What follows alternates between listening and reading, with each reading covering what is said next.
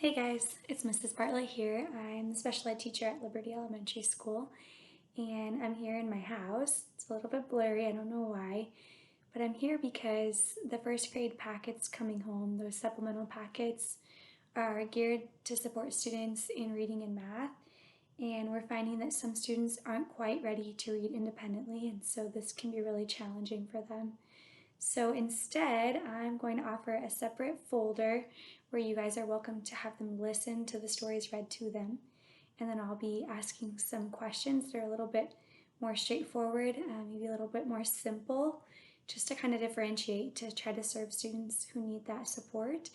And then later on, if they're able to read the packets by themselves, that's great too.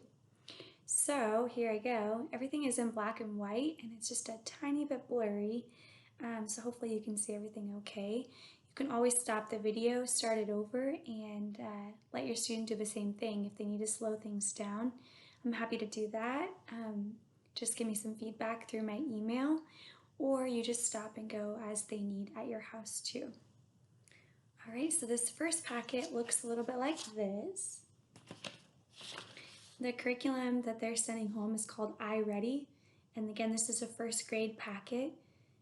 I'm also going to offer kindergarten read-alouds too, so if you're finding that your child has the first grade packet and it's just a little too much, it doesn't hurt to let them listen to the kindergarten read-alouds and the kindergarten comprehension questions, because really reading builds upon itself, so these resources are going to be important regardless of which ones they're starting with. Alright, so the first page says independent reading, and this can still be independent. I can read it and your child can always follow along, or they can listen to me and then read it again the second time by themselves. So I'll try my best to hold everything up, but I don't know that you'll be able to see it super well. This page here is page number 7. It says listen and learn, asking questions. Asking questions is a main focus for this first section. And the first part is vocabulary. It says a key detail is an important piece of information. So remember that, students who are listening, a key detail is something that you need to keep inside your brain. Asking and answering questions helps you to notice key details. Here are some questions you can ask about the key details in a story. Who are the characters? Remember, characters can be people, they can be animals. Anyone or anything that comes to life can be a character. Where are the characters? We call that the setting. Where is it happening? What are the characters doing? And the comprehension question says, think about it. When are they doing this? Why are they doing this? If your child isn't ready to answer that yet, just focus on who is in the story and what are they doing, and can you tell where are they? Are they inside, outside? How do you know that? Is there sunshine in the background? Do you see trees? If they're inside, you might say, oh, do you know what room of the house they're located in? These are some things you can ask as they're going. Asking and answering questions about key details helps you understand how the parts of a story fit together. If you can read a story but you don't know what happened, you're not really understanding. So it's really important to be able to slow down, go back and make sure you understood what happened in the story. What was the author trying to tell me about this story? Why was it important? All right, here we go. This is our first story. I think it's going to be good. It says The Secret Life of Elvis. And you probably have this page as well. So you could ask your child right now, like, who is this? Let's do a picture walk. What do you think this story might be about? If you didn't read any of the words, what could you notice about just the picture? Could you tell me who the characters were just by looking at this? Remember, characters can be animals or people. All right, I'm going to read this story to you. Remember, you can stop at any time and listen again. People think it is so easy to be a dog.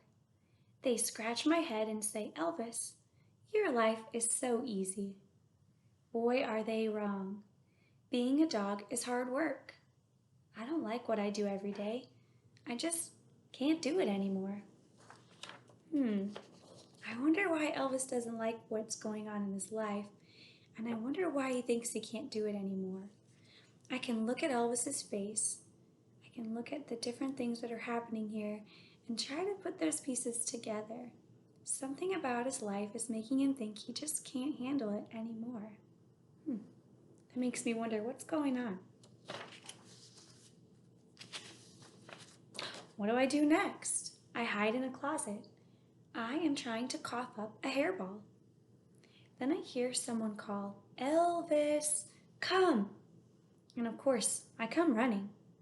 I see that someone has stopped and dropped some meatloaf. They want me to eat it off the floor. Gross. Gross. Notice his face is changing here. His whole body is telling me something. What do you think his body's telling you?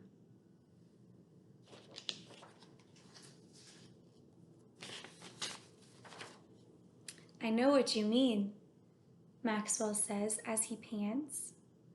You have to do what makes you happy. That is why I paint beautiful fruit. It makes me happy. Other mice look for crumbs all day.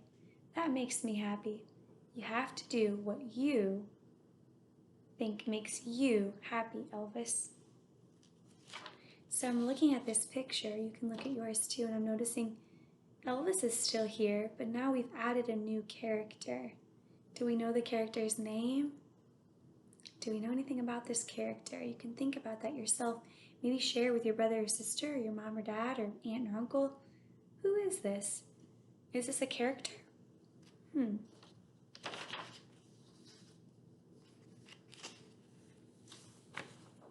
So that's the end of the first story. It's fairly short. And then there are some questions here. And if you guys wanted to as a family, you could always circle what you believe the answers to be. Question number 1. Which character is telling this story? Which character? The answers are letter form. So it says A, there's a little boy. B, there's a dog. Or C, there's a woman or a girl who is telling the story. You can always have your child circle, but remind them if you circle more than one answer, it can't be correct. This is a good life skill. And talk about it. Who's telling the story? How do you know? What clues did the author give you? Question number 2. How is Elvis different from most other dogs? Complete this sentence. Elvis does not like to blank the mailman. Is the answer Elvis does not like to chase the mailman? Elvis does not like to drag the mailman? Or Elvis does not like to scratch the mailman? After you're done answering, see if you can tell somebody why you know this is true. How do you know? And if you're like, hey, Mrs. Bartlett, I have no idea, go back and listen again. It doesn't hurt to listen twice. All right. Question number 3 is a little bit longer. It says, what do I do next? I hide in a closet. I'm trying to cough up a hairball. Then I hear someone call, "Elvis, come!" And of course, I come running. I see that someone has dropped off some meatloaf. They want me to eat it off the floor. Gross! Look at the underlined text. So in this case, the underlined text says, they want me to eat it off the floor. Gross. What does the underlined text and the picture help you to learn about Elvis? Now I paraphrased the question just a little bit. Look at the underlying text. Remember, that's any words that are typed. And look at the picture. What do you learn about Elvis? Do you learn A, he does not want to eat the meatloaf? B, he does not want to hide in the closet? Or C, he does not want to come running? What does he not want to do in this underlined sentence? They want me to eat off the floor. Gross. All right? See if you can tell your family why you knew that was the answer after you've answered the question. See if you can talk it out a little. And why do you think he used the word gross? What does that mean? And why does he think it's gross? Question number 4. Why does Elvis talk to Maxwell about his feelings? Why does he talk to Maxwell about his feelings? Is it because A, Maxwell is a little mouse, B, Maxwell is his best friend, or C, Maxwell is a good painter? Now, more than one of these answers might be right. It might be a true information about Maxwell. But the question wants to know, why does the dog, tell Maxwell, the little mouse, about his feelings? Why do you think that is? Question number 5. What does Maxwell tell Elvis to do? Complete this sentence. Do what makes you A, beautiful, B, you, do what makes you you, or C, do what makes you happy. You can choose. What do you think is most right? All right, question number 6. Look at the events in the chart. What important events happen at the end? So for this, you're going to need to look at your pictures and choose the picture. This is a sequencing activity. It's really important.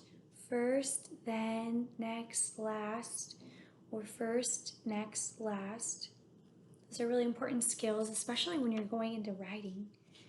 This says first, and there's a picture of what Maxwell is doing. And it says next, last. So it's important to focus on retelling the story. Notice I'm using my fingers. First, next, last. Once we get these skills down while we're sequencing, it's going to make it really easy for us to become writers, because we're going to realize in our story, if we're missing one of these, then we're missing a piece of our story. We're giving our readers a hard time because we're not telling them all the details. So these are skills for reading and writing, and eventually they're going to be skills for math when we start doing some story problems. All right, that's the end of the first reading. I'm going to read all of these to you guys. And again, I'm going to offer the kindergarten ones too in a different folder, so be watching. My mail lady's here. I'm going to go.